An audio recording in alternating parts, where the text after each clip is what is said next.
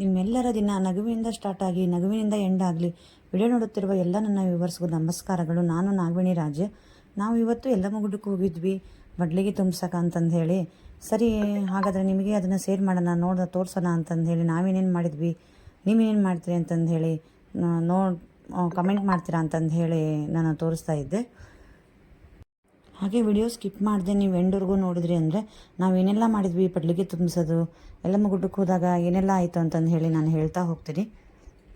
ಶ್ರೀ ರೇಣುಕಾದೇವಿ ಅಥವಾ ಶ್ರೀ ಯಲ್ಲಮ್ಮ ದೇವಿ ನಿಮಗೆಲ್ಲ ಗೊತ್ತಿರೋಂಗೆ ಬೆಳಗಾವಿ ಡಿಸ್ಟಿಕ್ಕಿಂದ, ಇದು ಸವದತ್ತಿ ತಾಲೂಕಿಂದ 5 ಕಿಲೋಮೀಟ್ರ್ ಯಲ್ಲಮ್ಮ ಗುಡ್ಡ ಬರ್ತೈತಿ. ನಿಮಗೆ ಗೊತ್ತೈತಿ. ಹಾಗೆ ನಾವು ಯಲ್ಲಮ್ಮ ಗುಡ್ಡಕ್ಕೆ ಹೋದ್ವಿ. ಇಲ್ಲಿ ಶ್ರೀ ಯಲ್ಲಮ್ಮ ದೇವಿಯನ್ನು ಸರ್ವಧರ್ಮ ರಕ್ಷಿತಳು ಅಂತಂದು ಹೇಳಿ ಕರೀತಾರೆ. ಆಸ್ವಿಸ ಮಾಸದಿಂದ ಅಂದರೆ ಸಿಗೆ ಹುಣ್ಣಿಮೆಯಿಂದ ಹಿಡಿದು ಮಾಘ ಮಾಸದಲ್ಲಿ ಬರುವ ಭರತ ಹುಣ್ಣಿಮೆಯವರೆಗೂ 5 ತಿಂಗಳ ಕಾಲ ಈ ದೇವಿಗೆ ಇಲ್ಲಿ ನಡ್ಕೋತಾರೆ ಜನ, ಭಕ್ತಾದಿಗಳೆಲ್ಲ ಬಂದು. ಈ ಭರತ ಹುಣ್ಣಿಮೆ ಅಂತೂ ಕಡ್ಲಿಗೆ ತುಂಬಿಸೋದು ಅಂತ ಹೇಳಿ ಜನ ಅಲ್ಲಿ ಕಾಲಿಡುವಷ್ಟು ಭಕ್ತಾದಿಗಳೆಲ್ಲ ಸೇರಿರ್ತಾರೆ. ನಾವು ಇವತ್ತು ಅಲ್ಲಿ ಫೆಬ್ರವರಿ 23ರಂದು ಹೋಗಿದ್ವಿ. ಅಲ್ಲಿ ಬೆಳಿಗ್ಗೆ ಹೋದರೂ ಕೂಡ ಇಷ್ಟೊಂದು ರಶ್ ಇತ್ತು. ಸರಿ, ನಾವು ಪಡ್ಲಿಗೆ ತುಂಬಿಸೋದು ಫುಲ್ ರಶ್ ಐತೆ ಅಂತಂದು ಹೇಳಿ ನಾವು ಒಂದು 7:30-8 ಗಂಟೆ ಅಷ್ಟೊತ್ತಿಗೆ ಅಲ್ಲಿದ್ವಿ. ಆವಾಗ ಹೋದಾಗ ತುಂಬ ರಶ್ ಇತ್ತು. ಅದಕ್ಕೆ ನಾವು ಏನು ಮಾಡ್ತೀವಿ ಅಂದರೆ, ಅಲ್ಲಿ ದೇವಸ್ಥಾನದ ಪೂಜಾರಿಗಳು ಇರ್ತಾರಲ್ಲ, ಅವ್ರ ಮನೆಗೆ ಹೋಗಿ ಪಡ್ಲಿಗೆ ತುಂಬಿಸಿ ಬಂದುಬಿಡ್ತೇವೆ ನಾವು. ವರ್ಷನ ರಶ್ ಇರುತ್ತೆ ಅಂತಂದೇಳಿ ಅವರು ಅಲ್ಲಿ 5 ಮಂದಿ ಜೋಗಮ್ಮರದ ಎಲ್ಲ ಇರ್ತಾರೆ.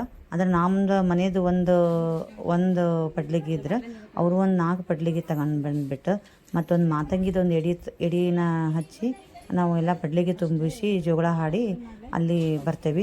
ಈ ಮಾತಂಗಿ ಅಂದರೆ ನಿಮಗೆ ಗೊತ್ತಿರಬೇಕು, ಯಲ್ಲಮ್ಮನ ತಂಗಿ. ಅವಳು ಯಲ್ಲಮ್ಮ ಹೇಳೋಂಥದ್ದು ಮಾತಂಗಿಗೆ. ಯಲ್ಲಮ್ಮಗೆ ಏನೋ ತೊಂದರೆ ಆದಾಗ ಮಾತಂಗಿ ಭಾಳ ಸಹಾಯ ಮಾಡಿರ್ತಾಳೆ. ಆ ಟೈಮ್ನಾಗ ಯಲ್ಲಮ್ಮ ನೀನ ನನ್ನ ತಂಗಿ, ನೀ ಯಾವಾಗಲೂ ನಿಂತಿಗಿರ್ಬೇಕು ಅಂತ ಹೇಳಿದಕ್ಕೆ ಯಲ್ಲಮ್ಮಗೆ ಇಷ್ಟೆಲ್ಲ ಹಚ್ತವಿ, ಇಷ್ಟೆಲ್ಲ ಮಾಡ್ತವಿ, ಮಾತಂಗಿಗೆ ಬಿಡಬಾರ್ದು ಅಂತಂದು ಹೇಳಿ ಮಾತಂಗಿ ಕೂಡ ಒಂದು ಎಡಿ ಮಾಡ್ತೇವೆ ನಮ್ಮ ಮನೇಲಿ. ಅದೇ ಪದ್ಧತಿ ಬಂದತಿ. ಶ್ರೀ ಯಲ್ಲಮ್ಮ ದೇವಿದು ಎಷ್ಟು ಸತ್ಯ ಐತಿ ಅಂತಂದ್ರೆ, ಯಾವಾಗ ಹೋದ್ರೂ ನಾವು ಯಾವಾಗ ಭರತ ಹುಣ್ಣಿಮೆಗೆ ಪಡ್ಲಿಗೆ ತುಂಬ್ಸಕ್ಕೆ ಹೋದಾಗೂ ಕೂಡ ಇಷ್ಟ ರಶ್ ಇರ್ತೈತಿ. ಬರೀ ಗುಡಿ ಮುಂದೆ ನಿಂತ್ಕೊಂಡು ಕೈ ಮುಗಿದು ಬರೋದಾಗ್ತೈತಿ. ಬೆಳಗ್ಗೆ ನಾವು 6 ಗಂಟೆಗೆ ಹೋದ್ರೂ ಸಾಯಂಕಾಲ 6 ಗಂಟೆವರೆಗೂ ಪಳೆ ಸಿಗ್ಬೋದು, ಅಷ್ಟೊಂದು ರಶ್ ಇರ್ತೈತಿ ಸಿಕ್ಕಾಬಟ್ಟೆ. ಆ ನುಗ್ಗ್ಲಾಗ ನಮಗೆ ಬೇಜಾರು ಬಂದುಬಿಡ್ತೈತಿ. ಬಟ್ ಯಲ್ಲಮ್ಮ ತಾಯಿ ನಮಗೆ ಯಾವಾಗ್ಲೂ ಯಲ್ಲಮ್ಮ ತಾಯಿಗೆ ನಾವು ಕೃಪೆರಾಗಿರ್ತವೆ ಅಂತಂದು ಹೇಳಿ ನಾವು ದೇವ್ರ ಗುಡಿ ಮುಂದೆ ಕೈ ಮುಗಿದು ಈ ಥರ ಬಡ್ಲಿಗೆ ತುಂಬಿಸಿ ಬಂದುಬಿಡ್ತೇವೆ. ಅಲ್ಲಿ ಎಣ್ಣೆ ಹೊಂಡ ಅಂತ ಐತೆ ನೋಡ್ರಿ, ಅದು ಭಾಳ ಐತಿಹಾಸಿಕವಾಗೈತಿ. ಇದುವರೆಗೂ ಎಲ್ಲಿ ಎಷ್ಟು ವೈಜ್ಞಾನಿಕವಾಗಿ ಅಲ್ಲಿ ಎಲ್ಲಿ ನೀರು ಬರ್ತೈತಿ ಅಂತಂದು ಹೇಳಿ ನೋಡಿದ್ರು ಕೂಡ ಅಲ್ಲಿ ನೀರು ಹೆಂಗೆ ಹರಿತೈತಿ ಆ ಬಂಡಿ ಒಳಗೆ ಅಂತಂದೇಳಿ ಯಾರಿಗೂ ಕಂಡಿಡಿಯೋಕ್ಕಾಗಿಲ್ಲ. ಆ ಎಣ್ಣೆ ಹೊಂಡೆಗೆ ಹೋಗಿ ಆ ನೀರನ್ನು ನಾವು ಮುಟ್ಟಿ ಅಥವಾ ಅದನ್ನು ಮೈ ಚಿಮ್ಕಿಸ್ಕೊಂಡ್ವಿ ಅಂತಂದ್ರೆ ಯಾವುದೂ ಕಾಯಿಲೆ ಬರಲ್ಲ ಅಂತಂದು ಹೇಳಿ ಅಲ್ಲಿ ನಂಬಿಕೆ ಅಲ್ಲದೇ ಒಂದು ಪ್ರತೀತಿನೂ ಕೂಡ ಐತಿ. ಅದು ಸತ್ಯನೂ ಹೌದು. ನಾವು ಅದನ್ನು ನಂಬಿದ್ದೇವೆ. ಅದು ನಮಗೆ ವೈಯಕ್ತಿಕವಾಗಿಯೂ ಅದು ಆಗೈತಿ. ಆಮೇಲೆ ಇಲ್ಲಿ ನಾವೆಲ್ಲ ಪಡ್ಲಿಗಿನ ತಗೊಂಬಂದುಬಿಟ್ಟು ಇಲ್ಲಿ ಅದು ಪೂಜಾರಿಗಳ ಮನೆಗೆ ಇಟ್ಟು ಎಲ್ಲ ಫಸ್ಟಿಂದನೇ ಸ್ಟಾರ್ಟಿಂಗು ವಿಭೂತಿಯಿಂದ ಅರ್ಶಿನ ಕುಂಕುಮ ಎಲ್ಲ ಹಚ್ಚಿಬಿಟ್ಟು 5 ಕಾಯಿಪಲ್ಯ ಎಲ್ಲ ತಗೊಂಡೋಗಿರ್ತೀವಿ. ಒಂದೊಂದು ಪಡ್ಲಿಗೆ 5 ಥರದ ಕಾಯಿಪಲ್ಯಗಳನ್ನ ತುಂಬಿ, ಕಡುಬು, ಬದನೆಕಾಯಿ ಪಲ್ಯ, ಅನ್ನ, 5 ಬಜ್ಜಿ, 5 ಕಡುಬು, ಆಮೇಲೆ ಮಾತಂಗಿಗೆ ಒಂದು ರೊಟ್ಟಿ ಮೇಲೇ ಎಡಿ ಮಾಡೋದು ಮಾತಂಗಿಗೆ. ಈ ದೇವಸ್ಥಾನಕ್ಕೆ ಹೋಗೋಕ್ಕಿಂತ ಮುಂಚೆ ಒಂದು ಜೋಗಳ ಬಾವಿ ಅಂತಂದೇಳಿ ಐತಿ. ಅಲ್ಲಿ ಕೂಡ ಆ ನೀರು ತುಂಬ ಒಳ್ಳೆಯದು. ಅಲ್ಲಿನೂ ಕೂಡ ಸ್ನಾನ ಮಾಡಿಬಿಟ್ಟು ಪವಿತ್ರರಾಗಿ ಹೋಗಬೇಕು. ಅಲ್ಲಿ ಸ್ನಾನ ಮಾಡೋದ್ರಿಂದನೇ ಚರ್ಮ ರೋಗಗಳೆಲ್ಲ ಬರೋದಿಲ್ಲ, ಚರ್ಮ ರೋಗಗಳು ಇದ್ದಿದ್ದೆಲ್ಲ ಹೋಗ್ತಾವೆ ಅಂತಂದು ಹೇಳಿ ಒಂದು ಎಲ್ಲ ಜನರದೆಲ್ಲ ನಂಬಿಕೆ ಐತಿ. ಮತ್ತು ಅದೆಲ್ಲ ನಿಮಗೆ ತೋರಿಸ್ಬೇಕು ಅಂತಂದರೆ ಈ 5 ತಿಂಗಳುಗಳನ್ನ ಬಿಟ್ಟು ಬೇರೆ ತಿಂಗಳದಲ್ಲೇ ಹೋದ್ರೆ ಆವಾಗ ನಾವು ಇದನ್ನೆಲ್ಲ ನಿಮಗೆ ತೋರಿಸ್ಬೋದು. ಜೋಗಳ ಬಾವಿ, ಎಣ್ಣೆ ಹೊಂಡ ಇವೆಲ್ಲ ತೋರಿಸ್ಬೋದು.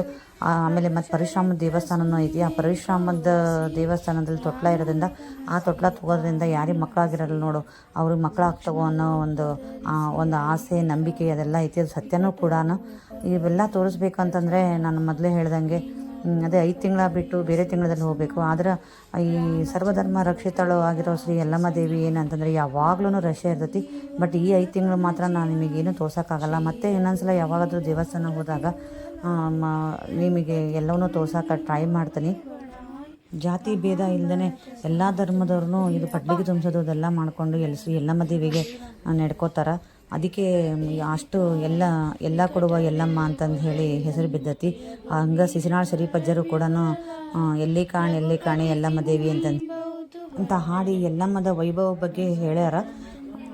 ನಿಮಗೆಲ್ಲ ಗೊತ್ತಿರ್ಬೋದು ಪರಶುರಾಮನ ಕಥೆ, ಹಾಗೆ ಯಲ್ಲಮ್ಮ ಶ್ರೀ ಯಲ್ಲಮ್ಮ ದೇವಿದ ಗಂಡ ಜಮದಗ್ನಿ ಬಗ್ಗೆ ಎಲ್ಲ ಗೊತ್ತಿರುತ್ತೆ ಅನ್ಕೊಳ್ಳಿ.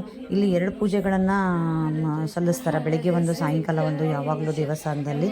ಹಾಗೆ ಮಾರ್ಗಶಿರ ಮಾಸ ಚತುರ್ದಶಿ ಅಂದ ಇವು ಜಮದಗ್ನಿ ಅಂದರೆ ಯಲ್ಲಮ್ಮನ ಗಂಡ ಜಮದಗ್ನಿಗೆ ಈ ದುಷ್ಟರಾಜನ ಕಾರ್ತೃ ವಿರಾಜನನ್ನು ಕಾಮದಿನ ಕಲ್ಪವೃಕ್ಷನ ಕೇಳಿದಾಗ ಈಕೆ ಇದು ಶ್ರೀದೇವಿ ಇದನ್ನು ತಮ್ಮ ತಾಳಿ ಮತ್ತು ಮಾಂಗಲ್ಯ ಭಾಗ್ಯವನ್ನು ಎಲ್ಲ ತೆಗೆದು ಇಟ್ಟು ಅದಕ್ಕೆ ರಂಡು ಹುಣಿವಿ ಅಂತಂದೇಳಿ ಎಲ್ಲ ಹೇಳ್ತಾರೆ. ಅದೆಲ್ಲ ನಿಮಗೆ ಗೊತ್ತಿರೋದು ಕಥೆ ಅಂದ್ಕೊಂಡೆ ನಾನು ಇದನ್ನೆಲ್ಲ ಜೋಗ್ತಮ್ಮರ ಕಡೆಯಿಂದ, ದೊಡ್ಡರ ಕಡೆಯಿಂದ, ನಮ್ಮ ಮನೇಲಿ ಹಿರಿಯರ ಕಡೆಯಿಂದ ಹಿಂಗೆ ಹೇಳ್ತಾ ನಾವೆಲ್ಲ ಈ ಪಡ್ಲಿಗೆ ತುಂಬ್ಸಕ್ಕೆ ಹೋದಾಗ ಹೇಳ್ತಾ ಬಂದಿರೋ ಇವು ಮಾತುಗಳು. ಮತ್ತು ಈ ನನ್ನ ಮಗಳೆಲ್ಲ ಸಣ್ಣಳಿದ್ದಾಗ ಕೇಳೋಕೆ, ಮತ್ತು ಯಲ್ಲಮ್ಮ ದೇವಿಗೆ ಮಾಡೋದು ಅಂತೀರಿ ನೀವು, ಇಲ್ಲಿ ಪಡ್ಲಿಗೆ ತುಂಬಿಸ್ತಿರಲ್ಲ ಏನು ಅಂತಂದು ಹೇಳಿ ಹಿರಿಯರು ಮಾಡಿರೋ ಒಂದು ಪ್ರತಿಯೊಂದೂ ಆಚಾರಗಳು ಸುಳ್ಳಲ್ಲ ನೋಡ್ರಿ. ಅಟ್ಲೀಸ್ಟ್ ಈ ಥರ ನಾವು ಮಾಡೋದ್ರಿಂದ 5 ಮಂದಿ ಜೋಗ್ತಮ್ಮರದ್ದು ಊಟ ಆಗ್ತೈತೆ ಅಂತಂದು ಹೇಳಿ ಆ ಪದ್ಧತಿ ಮಾಡಿದಾರೆ. ನನಗೆ ಈ ಪದ್ಧತಿಯನ್ನು ನಾನೇ ಒಂದು ಅರ್ಥೈಸ್ಕೊಂಡ್ಬಿಟ್ಟು ಮಗಳಿಗೆ ಹೇಳಿ ನನಗೆ ಎಷ್ಟು ಖುಷಿ ಆಯಿತು. ಪ್ರತಿಯೊಂದು ಹಿರಿಯರು ಮಾಡಿರೋ ಪದ್ಧತಿ ಯಾವುದೂ ತಪ್ಪಲ್ಲ ನೋಡ್ರಿ. ಈ ಥರದ ನಾವು ಒಂದು ಆಚಾರ ಮಾಡೋದ್ರಿಂದ ಅದರ ಹಿಂದೆ ಒಂದು ಒಳ್ಳೆಯ ವಿಚಾರ ಐತಿ. 5 ಮಂದಿ ಜೋಗ್ತಮ್ಮರು, ಹಾಗೆ ಮಾತಂಗಿ ಹೆಸರಲ್ಲಿ ಇನ್ನೊಬ್ಬಳು ಜೋಗ್ತಮ್ಮ ಅಥವಾ ಮಾತಂಗಿ ಅಂತಂದು ಹೇಳಿ ಅವ್ರು ಕೆಲಸ ಮಾಡೋರು ಒಬ್ಬರು, ಇಷ್ಟು ಮಂದಿ ಊಟ ಮಾಡ್ತಾರಲ್ಲ ಅಂತಂದು ಹೇಳಿ ಒಂದು ಈ ಥರ ಆಚಾರಗಳನ್ನು ನಡೆಸ್ಕೊಂಬಂದಾರ ಅಂತಂದು ಹೇಳಿ ನಾನು ಹೇಳಿದೆ. ಅವಳು ಅದಕ್ಕೆ ನನಗೂ ಇದ್ರ ಬಗ್ಗೆ ಯಾರೂ ಖುಷಿನೂ ಐತಿ. ಈ ಥರ ಪೂಜೆ ಅಂತಂದು ಹೇಳಿ ಒಂದು ದೈವ ಭಕ್ತಿಯಲ್ಲಿ ನಾವು ಕೊಡೋದ್ರಿಂದ ಅಂತಂದ್ರೆ ಇದೆಲ್ಲ ಅಚ್ಚುಕಟ್ಟಾಗಿ ನೀಟಾಗಿ ಮಾಡ್ತೀವಿ. ಹಾಗೆ ಮತ್ತು ಇಲ್ಲಿ ನೋಡ್ರಿ 5 ವೆಜಿಟೇಬಲನ್ನು ಕೂಡ 5 ಥರದ ಕಾಯಿಪಲ್ಯ ಇಡಬೇಕು ಅಂತಂದು ಹೇಳಿ ಒಂದು ಶಾಸ್ತ್ರ ಮಾಡಿದಾರೆ. ಅದರನ್ನು 5 ಅದು ಫ್ರೆಶ್ ಆಗಿರೋ ವೆಜಿಟೇಬಲ್ ತಿನ್ನೋದ್ರಿಂದ ಅವ್ರಿಗೂ ಕೂಡ ಒಂದು ಒಳ್ಳೆ ವಿಟಮಿನ್ಸ್ ಅವೆಲ್ಲ ಸಿಗಲಿ ಅಂತಂದು ಹೇಳಿ ಮಾಡಿರ್ಬೋದು ಅಂತಂದು ಹೇಳಿ ನಾನು ಅಂದ್ಕೊಳ್ತೀನಿ. ಇದಕ್ಕೆಲ್ಲ ನೀವೇನು ಹೇಳ್ತೀರಿ ಹಾಗೆ ಕಮೆಂಟ್ ಮಾಡಿರಿ. ಇಲ್ಲಿ ಹಂಗೆ ನಾನು ಇಲ್ಲಿ ಉಳ್ಳಾಗಡ್ಡಿ ತಪ್ಪಲ ಮತ್ತು ಮೆಂತ್ಯ ಪಲ್ಯ, ಟೊಮೊಟೊ, ಬದನೆಕಾಯಿ, ಆಮೇಲೆ ಕ್ಯಾರೆಟು ಇದೆಲ್ಲ ಇಟ್ಟೆ ನಾನು. ಹಿರಿಯರು ಮಾಡಿರೋವಂಥ ಪದ್ಧತಿಗಳು ಯಾವುದೂ ಸುಳ್ಳಲ್ಲ. ಇದನ್ನು ಅವರು ಮಾಡಿದ್ದನ್ನು ನಾವು ಎಲ್ಲವನ್ನೂ ಫಾಲೋ ಮಾಡ್ಕೊತ ಬಂದು ಅವ್ರು ನಡೆದ ದಾರಿಯಲ್ಲಿ ನಾವು ನಡೆದ್ವಿ ಅಂತಂದರೆ ನಮಗೂ ಸೌಖ್ಯನೇ. ಮತ್ತು ನಾವು ಈ ಥರದ್ದು ಯಾವುದೂ ಮಾಡಿಲ್ಲ ಅಂತಂದರೆ ನಮಗೆ ಅದು ಸಮಾಧಾನವೂ ಇರೋಂಗಿಲ್ಲ. ಇದೆಲ್ಲ ಪದ್ಧತಿಗಳನ್ನ ನಾವು ಮಾಡಿ ಮುಗಿಸ್ದಾಗ ಒಂದು ನಿರಾಳತೆ ಇರ್ತೈತಿ. ಆ ನಿರಾಳತೆ ಅದು ದೇವರು ಕಲ್ಪಿಸ್ಕೊಡ್ತಾರೆ. ನೆಮ್ಮದಿ ಅಂತಾರಲ್ಲ, ನೆಮ್ಮದಿ ಸಿಗುತ್ತೈತಿ. ಮತ್ತು ಇದೆಲ್ಲ ವೆಜಿಟೇಬಲ್ ಇಟ್ಟ ಮೇಲೆ ನಾನು ಇಲ್ಲಿ ಕಡುಬು, ಹಾಗೆ ಬಜ್ಜಿ ಮತ್ತು ಅನ್ನ, ಬದ್ನೆಕಾಯಿ ಪಲ್ಯನೂ ಎಲ್ಲ ಇಟ್ಟಾಯಿತು. ಇಟ್ಟು ಚೆನ್ನಾಗಿ ಪೂಜೆ ಎಲ್ಲ ಮುಗಿಸಿ ಅಲ್ಲಿ ಪೂಜಾರಿದ ಜೋಗ್ತಮ್ಮನ್ನ ಕರೆದು ಇಲ್ಲಿ ಜೋಗಳನೂ ಕೂಡ ಹಾಡಿಸಿದ್ವಿ. ಪಡ್ಡಿಗೆ ಎಲ್ಲ ಎಷ್ಟು ಚಂದ ಅಲಂಕೃತವಾಗಿ ಎಷ್ಟು ಚೆನ್ನಾಗಿ ಕಾಣ್ತಾ ಇದ್ದಾವೆ ನೋಡ್ರಿ. ಹೂವು, ಬೇವಿನ ತಪ್ಪಲ, ಈ ಗ್ರೀನ್ ವೆಜಿಟೇಬಲ್ಲು, ಇಷ್ಟೊಂದು ಎಡಿ, ಹಾಗೆ ಉಡಿ ಎಲ್ಲ ಸೇರ್ಕೊಂಡು ತುಂಬ ಚೆನ್ನಾಗಿ ಕಾಣ್ತಾ ಇದ್ದಾವೆ. ನಿಮಗೆ ಇವೆಲ್ಲ ಇಷ್ಟ ಆಯಿತು ಅಂತಂದರೆ ಒಂದು ಲೈಕ್ ಮಾಡೋದನ್ನು ಮರೆದು ಬಿಡಬೇಡ್ರಿ. ಇವಾಗ ಒಂದು ಲೈಕ್ ಮಾಡಿಬಿಡ್ರಿ. ಅಷ್ಟು ಚೆನ್ನಾಗಿ ಕಾಣ್ತಿದ್ದಾವೆ ನೋಡ್ರಿ. ಯಲ್ಲಮ್ಮರ ಕೃಪೆಗೆ ಪಾತ್ರರಾಗಿ.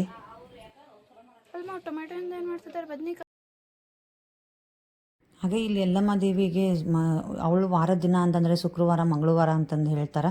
ಮತ್ತು ಶುಕ್ರವಾರ ಮಂಗಳವಾರನ ಹೇಳೋದಲ್ಲ, ಅದು ಕರೆನೂ ಹೌದು. ಶುಕ್ರವಾರ ಮಂಗಳವಾರನ ಕೂಡ ಪಡ್ಲಿಗೆ ತುಂಬಿಸ್ತಾರೆ. ವಾರದ ದಿನನ ಮಾಡಬೇಕು ಅಂದು ನಾವು ಮೊದಲೆಲ್ಲ ಹಾಗೆ ಮಾಡ್ತಿದ್ವಿ. ಆದರೆ ಇವಾಗ ರವಿವಾರ ಆದರೂ ಕೂಡ ಎಷ್ಟು ರಶ್ ಐತೆ ಬೆಳಗ್ಗೆನ. ಈ ಜನರು ಭಾಳ ಇಲ್ಲಿ ಬರೋದ್ರಿಂದ ಮತ್ತು ಇವಳು ಶ್ರೀ ಯಲ್ಲಮ್ಮ ದೇವಿಯ ಭಕ್ತರು ಭಾಳ ಜನ ಆಗಿರೋದ್ರಿಂದ ಯಾವಾಗಲೂ ರಶ್ ಇರ್ತೈತಿ.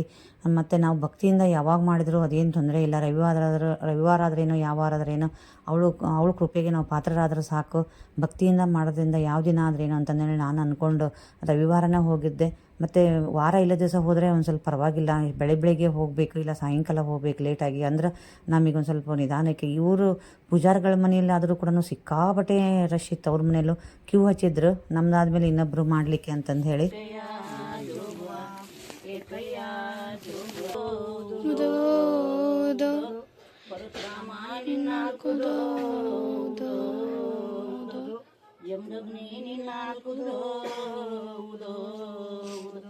ಮಲ್ಲಿಕಾರ್ಜುನ ನಿನ್ನಾಲ್ಕುದೋ ಉದೋ ಎಣುಗೊಂತಾಯಿ ನಿನ್ನಾಲ್ಕುದೋ ಉದೋ ಎಕ್ಕೈ ಜೋಗಯ್ಯ ನಿನ್ನಾಲ್ಕುದೋ ಉದೋ ಆದಿಶಕ್ತಿ ನಿನ್ನಾಲ್ಕುದೋ ಉದೋ ಭೂಂತಾಯಿ ಉದೋ ಬುಧವಾರ ಬುಧವಂತಿ ನಿನ್ನಾಲ್ಕುದೋ ಉದೋ ಉದೋ ಉದೋ ಕಪ್ರ ಬೆಳಗುರ. ಹಾಗೆ ಎಲ್ಲರೂ ಕರ್ಪೂರ ಬೆಳಗಿ ದೇವಿಗೆ ಎಲ್ಲ ನಮಸ್ಕರಿಸಿ ಭಕ್ತಿಯಿಂದ ಎಲ್ಲ ಪೂಜೆ ಮಾಡಿಕೊಂಡು ನಮ್ಮದು ಒಂದು ಪಡ್ಲಿಗೆ ತಗೊಂಡು ಉಳಿದ ಪಡ್ಲಿಗೆಲ್ಲ ಅವ್ರಿಗೆ ಕೊಟ್ಟು ಅವ್ರಿಗೆ ಹಂಗೆ ದಕ್ಷಿಣೆ ಕೊಟ್ಬಿಟ್ಟು ನಮಸ್ಕಾರ ಮಾಡಿ ಮತ್ತು ನಾವು ಹೊರಟ್ಬಿಟ್ವಿ. ಇಷ್ಟೆಲ್ಲ ಆದಮೇಲೆ ಕೊನೆಗೆ ದೇವಸ್ಥಾನದ ಒಳಗಂದ್ರೆ ಹೋಗೋಕ್ಕಾಗಲ್ಲ, ಸಿಕ್ಕಾಪಟ್ಟೆ ರಶ್ ಐತಿ, ಕ್ಯೂ ಭಾಳ ಐತಿ ಅಂತಂದು ಹೇಳಿ ಶ್ರೀ ಯಲ್ಲಮ್ಮ ದೇವಿದ ಗುಡಿಗಡೆ ಮುಂದ್ಗಡೆನೆ ಬಾಗಿಲಿಗೆಲ್ಲ ಕೈ ಹಚ್ಚಿಬಿಟ್ಟು ಭಂಡಾರ ಉಗ್ಗಿ ನಮಸ್ಕಾರ ಮಾಡಿ ಬಂದದ್ದಾಯ್ತು.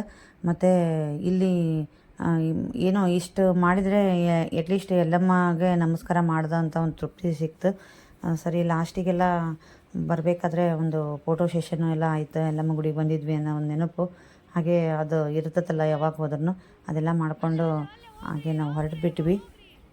ಯಲ್ಲಮ್ಮ ದೇವಿ ನಿಮ್ಮೆಲ್ಲರ ಜೀವನದಲ್ಲಿ ಕೂಡ ಒಳ್ಳೆಯದನ್ನು ಮಾಡಲಿ, ನಿಮ್ಮೆಲ್ಲರ ಜೀವನ ನಗುವಿನಿಂದ ಸಂತೋಷದಿಂದ ಇರಲಿ. ಹಾಗೆ ನಿಮಗೆ ಈ ವಿಡಿಯೋ ಎಲ್ಲಾದ್ರೂ ಸ್ವಲ್ಪ ಇಷ್ಟ ಆಯಿತು ಅಂತಂದರೆ ಲೈಕ್ ಮಾಡೋದನ್ನು ಮರಿಬೇಡಿ, ಹಾಗೆ ಕಮೆಂಟ್ ಮಾಡೋದನ್ನು ಮರಿಬೇಡಿ.